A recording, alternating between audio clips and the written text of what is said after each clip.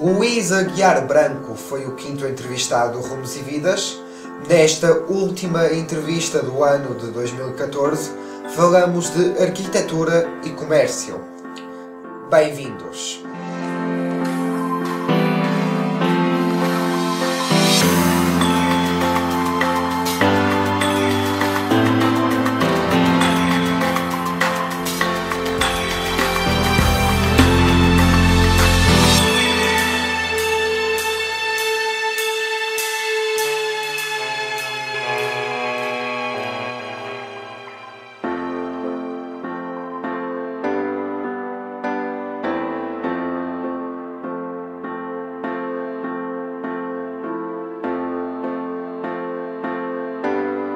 Luís Aguiar Branco, muito obrigado por ter aceito este pedido de entrevista ao Rumos e Vidas. Estamos aqui no seu ateliê.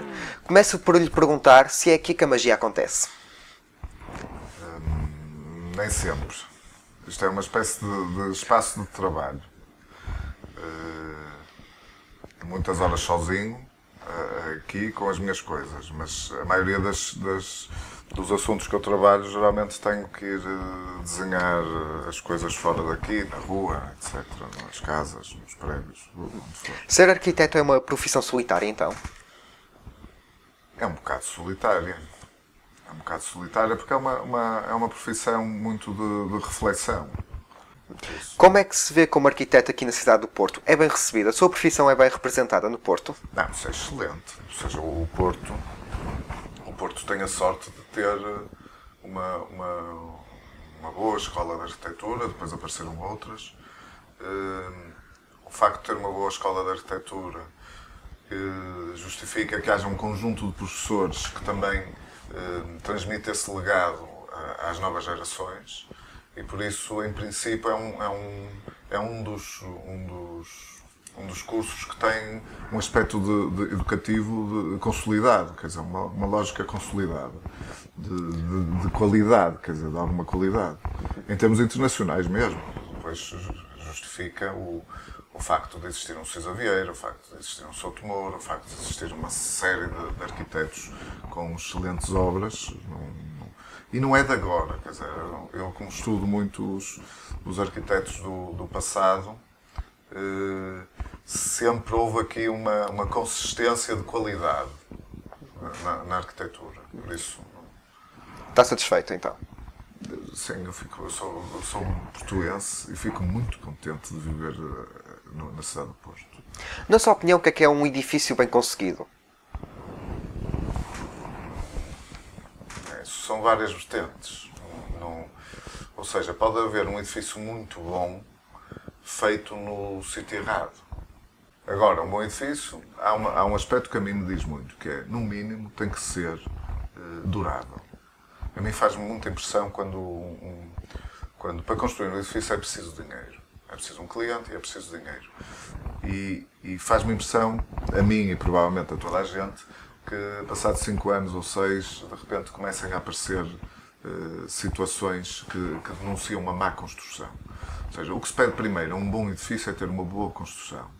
Depois vem esse aspecto da arquitetura, não há dúvida que uma arquitetura de qualidade torna mais dignificante, primeiro, quem vai lá, ou quem trabalha lá nesse edifício, e quem passa na rua, de sentir que a qualidade melhorou em determinado sítio da rua porque há um bom edifício. Na sua opinião, qual é o estado atual da arquitetura em Portugal? Isso é um assunto triste. Não tem boas notícias para dar? Apesar de ter dito aquilo, não é? Um curso consolidado, com qualidade, etc. Existem bons profissionais. Estamos numa fase complicada para quem estuda arquitetura e está a tirar o curso. Há então grandes contrastes com a sua época? Na minha altura já se adivinhava que isto podia acontecer. Quando eu tirei o curso há 15 anos ou 20, quando eu tirei o curso já se adivinhava que ia acontecer porque já começavam a haver cursos em excesso. E sempre que há cursos em excesso, isso é inevitável. Acha que nós portugueses valorizamos o nosso património? Ou acha que até o estrangeiro valoriza mais do que nós próprios? Eu acho que sempre quem vem de fora valoriza mais. Mas isso tanto cá como lá fora. É algo geral. É normal, porque nós, aqueles sítios onde nós passamos todos os dias, geralmente andamos mais desatentos. Quando vamos para fora por algum motivo, sentimos uma vontade de observar melhor as coisas. E fazer turismo também é isso. Mas, essencialmente, fazer turismo é ir para uma realidade diferente. Não é? E por isso, vamos com vontade de descobrir essa realidade. Por isso, vamos avisados para olhar.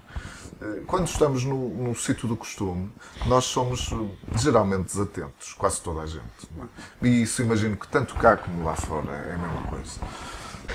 No seu livro Olhares sobre a Terra-mãe, na capa está escrito reflexões acerca das paisagens do património arquitetónico em Portugal. O que é que levou-o a escrever esta reflexão? Pois, isso foi um conjunto de artigos que eu fiz no Jornal de Notícias e por isso com uma linguagem muito a tentar comunicar de forma que as pessoas não tivessem que ir ao dicionário. Ou seja, evitar termos demasiado técnicos. Não é um livro só de torres medievais, não é um livro só de igrejas românicas, não é um livro só de igrejas do Renascimento, não é um livro só sobre faróis, não é um livro só sobre o que for, santuários, etc. O que se pretendeu foi variedade, mostrar variedade. E o que é que se pretendeu com isso? Eu acho que é impossível uma pessoa não gostar de qualquer coisa. Acho que é tremendo, ou seja, acho que acontece, mas geralmente é uma coisa que provoca, como é que eu digo, provoca insatisfação. A pessoa levar uma vida e não gostar de nada, acho que provoca insatisfação. Por isso, o que se pretende mostrar naquele livro é, perante a variedade de coisas que Portugal tem, que é um país extremamente variado e muito rico em valores patrimoniais e paisagísticos, por isso é que eu coloco essa questão da palavra paisagens. Nós andamos 30 km e estamos numa paisagem diferente, não é? Ou seja, estamos aqui no Porto, começamos a ir ali pela costa, até à Granja, Espinho, coisa, de repente chegamos à Ria de Aveiro, é completamente diferente disto aqui. Se vamos para o interior, da Ria de Aveiro para o interior, de repente chegamos ali à Serra do Caramulo, que não estamos à espera que aquilo nos apareça. Se andamos mais uns quilómetros para dentro, temos um planalto, que não tem nada a ver com nenhuma destas paisagens. Se andamos um bocado para o Douro, estamos numa paisagem que parece que estamos em África. Ou seja, somos um país extraordinário. Com grandes contrastes, mas positivos. Extraordinário, de riqueza. E por isso é impossível uma pessoa não gostar de nada. E em relação ao livro Lojas do Porto, o que é que nos tem a dizer sobre esse livro? Bem, o livro Lojas do Porto é um bocado... mostra a forma como eu gosto de trabalhar os assuntos. Ou seja, eu tenho um trabalho lento. Porque o tempo... Ou seja, eu desenho tudo. Nesse caso foi o livro das lojas, por isso desenhei os pavimentos, os tetos, as fachadas, os interiores. E depois, pela minha profissão, desenhei os móveis, mas depois comecei a achar piada, para além dos móveis, desenhar as coisas que estavam nos móveis. E por isso, isso é um trabalho demorado. Surgia sempre aquela pergunta, porque as pessoas perguntavam porquê é que não tirar fotografia? Precisamente porque a fotografia demora um segundo a tirar. O desenhar obriga-nos a refletir. Enquanto estamos a trabalhar, estamos a pensar no assunto, no cheiro que a loja tem. Ou seja, se for uma loja de bacalhaus tem um cheiro, se for de fruta tem outro, se for de todas as coisas, ou seja, todas as coisas têm um cheiro, têm um tempo, percebemos da forma do atendimento das pessoas. A forma como atendem os clientes, o tipo de comunicação, às vezes, daqueles clientes que não vão lá comprar nada, vão cumprimentar o dono ou o empregado. Ou seja, esta questão das afetividades. Mas enquanto está numa loja a desenhá-la, as horas que está lá proporcionam convívios engraçados, então, fraternos? Claro. Eu estou mais ou menos concentrado. Ou seja, as pessoas... Eu lembro quando comecei a fazer esses desenhos, as pessoas, nos primeiros 5 minutos, era estranheza. Assim, o que é que este está para aqui a fazer? Mas a partir dos 10 minutos, como se começava a perceber o desenho que eu estava a fazer, que nos casos até podia demorar mais de 1 hora, 2 horas, mas as pessoas começavam a reconhecer o que estava no papel, começavam a deixar ficar ali a desenhar porque sabiam que eu estou entretido e estava concentrado, por isso enquanto eu estou a desenhar, não estou propriamente... O ideal é estar concentrado. Ou seja, essa questão depois do convívio da minha parte com os outros é mais o antes, às vezes o a meio e seguramente no fim. Quer dizer, não... Aqui a questão é, eu estou a desenhar lá como se não estivesse lá. Ou seja, o ideal é que ninguém repare em mim. Não é? É como se estivesse a fazer um filme. E os atores são as outras pessoas que estão lá, os que vão comprar, os que recebem, etc. Sente nostalgia pela arquitetura passada ou, pelo contrário, aprecia a nova? Eu não gosto nada do termo nostalgia. Ou seja, o nostalgia é muito visto numa lógica negativa. Não é? O que eu acho é que, e hoje em dia já não me deixa nada incomodado, que haja edifícios que são demolidos, ou lojas, ou o que for. Mas acho que é um caminho normal, há coisas que nunca consegue sobreviver tudo, e por isso acho que é preciso ter alguma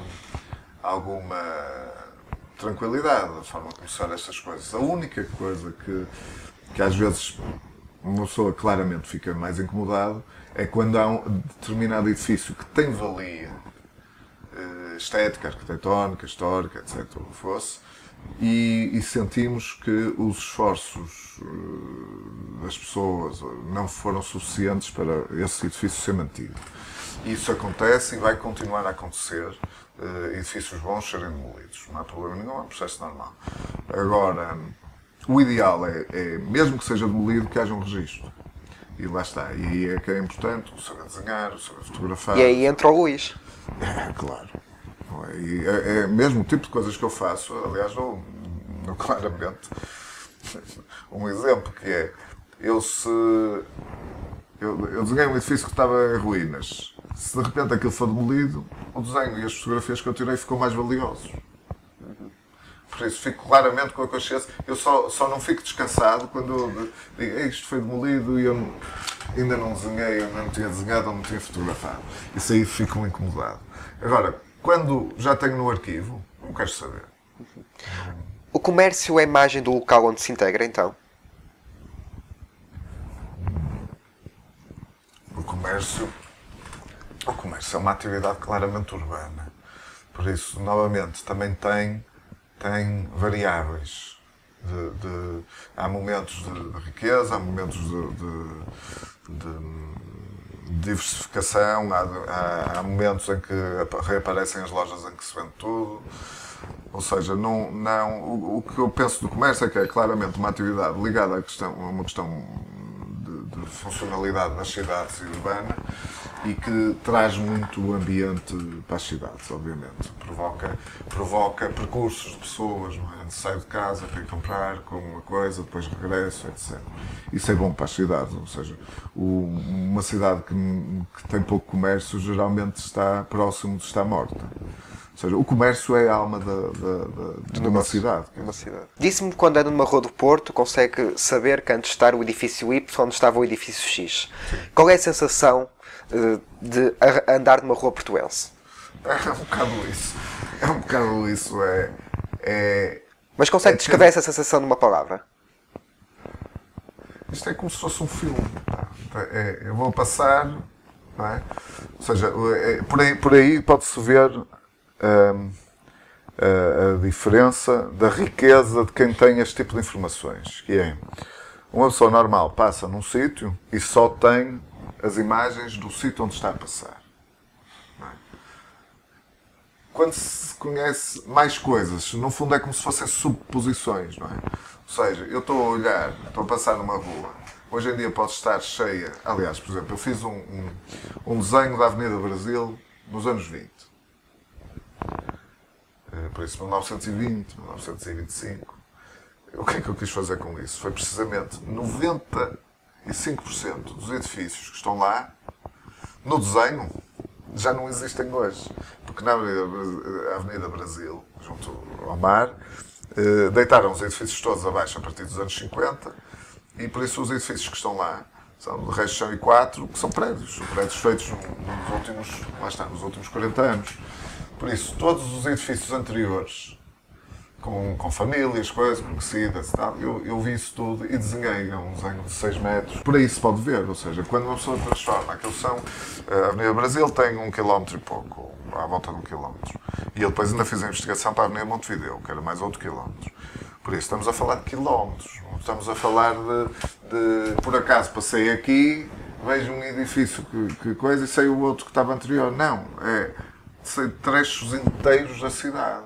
Ou seja, ruas inteiras que foram alteradas. Por exemplo, uma rua excelente para se perceber isso é a Rua Gonçalo Cristóvão, onde está o Jornal de Notícias, não é?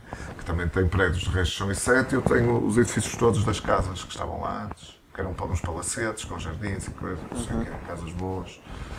Por isso é interessantíssimo, quer dizer, não. E depois aí, novamente, entra a vantagem do desenho. Eu tendo capacidade para desenhar, eu consigo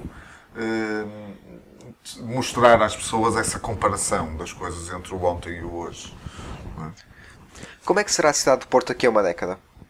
Muito diferente da atual? Isso é pouco provável, porque lá está, como estamos numa época de contenção construtiva, o mais natural é que não esteja muito diferente do que está hoje. Até porque o Porto já não tem muitos terrenos para crescer. Não é? A cidade do Porto é delimitada pela estrada de circunvalação. Por isso não tem muitos sítios para onde crescer.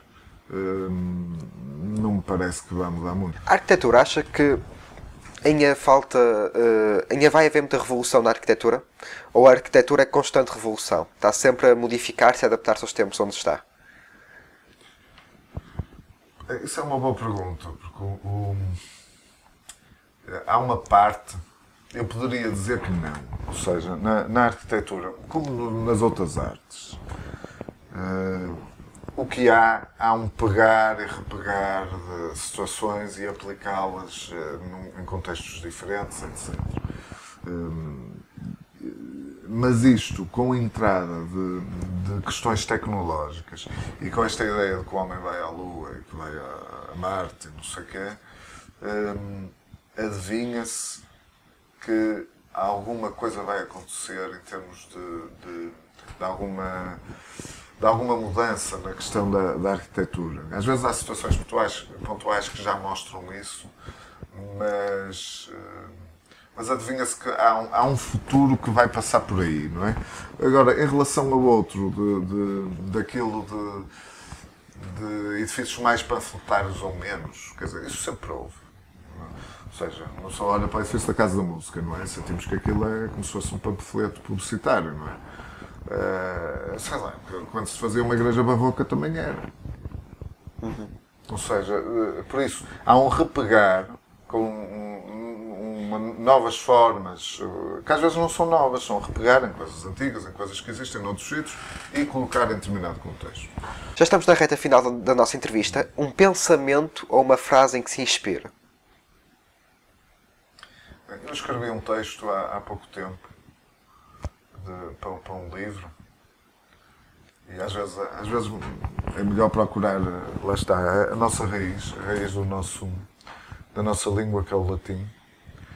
E encontrei uma frase que é vitam impendere vero. E isso, depois uma pessoa vai ver o que quer dizer.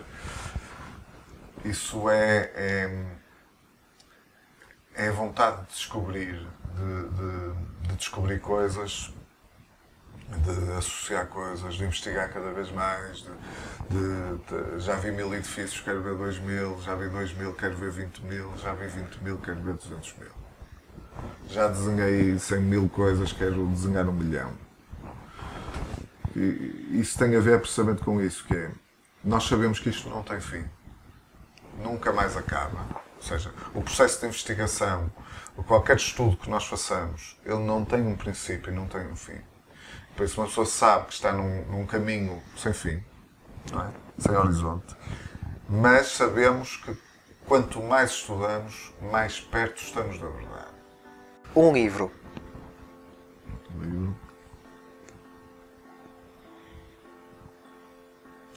No que tem a ver assim com as minhas coisas, não estou a dizer que me espantou quando vi isso, espantou de certeza quando vi da primeira vez. porque tem a ver um bocado com as coisas que eu faço, mas não quer dizer que seja um livro que eu me lembre e que vá muitas vezes ver lá coisas, mas sei lá, um livro que é o do Templo do Dom Manuel, do Rei Dom Manuel, que é o do Arte de Armas, que o trabalho dele foi andar pelas fortalezas todas do país, a desenhar as fortalezas, por questões defensivas também, pois, que era para depois fazer obras do Dom Manuel, que havia dinheiros para refazer alguns castelos, por causa das novas artilharias que havia, e por isso tinha-se que refazer os castelos de forma diferente. Aquilo, não é? Estamos a falar de um trabalho que ele andou pela margem toda que comunicava com a Espanha e fez um conjunto de desenhos com bastante piada. E esse tipo de coisas, lá está, este tipo de trabalhos, esta sensação de que a pessoa esteve a fazer aquele trabalho, sei lá, entre 1507 e 1510 ou 12, e às vezes ponho na figura dele, será que ele sabia que 500 anos depois aquilo ia ser visto como um conjunto de desenhos extraordinários que são únicos, porque nunca mais ninguém fez aquilo, não é? E não há, por isso, dessas cidades e vilas, esse é o desenho mais antigo. Uma música. Enfim, eu diria, mesmo uma música, digo-te um disco, que é o Songs for Bella do livro, porque percebe-se que aquilo é uma despedida dele e do John Cale ao Songs for Bella, ao Andy Warhol, e é das despedidas mais bonitas, mais extraordinárias, um disco extraordinário. E é extraordinário, lá está, não pelo gesto espampanante, barroco, mas sim pelo gesto simples. A simplicidade é a coisa mais difícil de conseguir. Um passeio. Um passeio bom. E os próximos projetos? O que é que planeia fazer? Eu quero fazer tudo e por isso sei que não vou conseguir fazer tudo. E as coisas vão aparecendo à medida que calha. São determinadas contingências. Ou seja, sei que queres fazer um livro sobre igrejas do Porto, sei que queres fazer um livro sobre casas bastonadas do Porto, sei que queres fazer um livro sobre palacetes do Porto, sei que queres fazer um livro sobre chalés do Porto, sei que queres fazer um livro sobre cemitérios do Porto, sei que queres fazer... Ou seja, eu tenho a informação toda, estamos numa altura... Falta é tempo. Complicada. Não, estamos numa altura complicada que os livros vendem menos e saem muitos livros também. E por isso... Compra-se pouco e vende-se muito. Havia livros que, se me perguntasse, se a perguntar há 5 anos, havia livros de autores de arquitetura que eu pensava que ia fazer e hoje em dia já pus de lado, porque digo, aquilo não se vê. Eu acho muito interessante, mas não se vê. E por isso, estas coisas vão-se reequacionando, não é? Ou seja, e são momentos, por exemplo, esse livro, Olhar sobre a Terra-mãe, claramente foi uma oportunidade. Fiz aqueles artigos no jornal ao longo de um ano, achei que aquilo dava uma coisa interessante de transformar em livro. Acho que é um livro muito educativo em termos de valores patrimoniais no país e por isso aquele foi um momento. Quer dizer, não era um livro que eu achasse que ia fazer no tempo mais imediato. Por isso isto são pedrinhas boas, não é? Pedrinhas boas que se põem no nosso caminho, como a pessoa diz. Olha, vou juntar estas pedrinhas todas, isto dá um livro com piada. Luís, muito obrigado por ter aceito este pedido de entrevista ao Rumos e Vidas. Fica então por aqui mais uma entrevista ao Rumos e Vidas. Até à próxima e voltamos em 2015.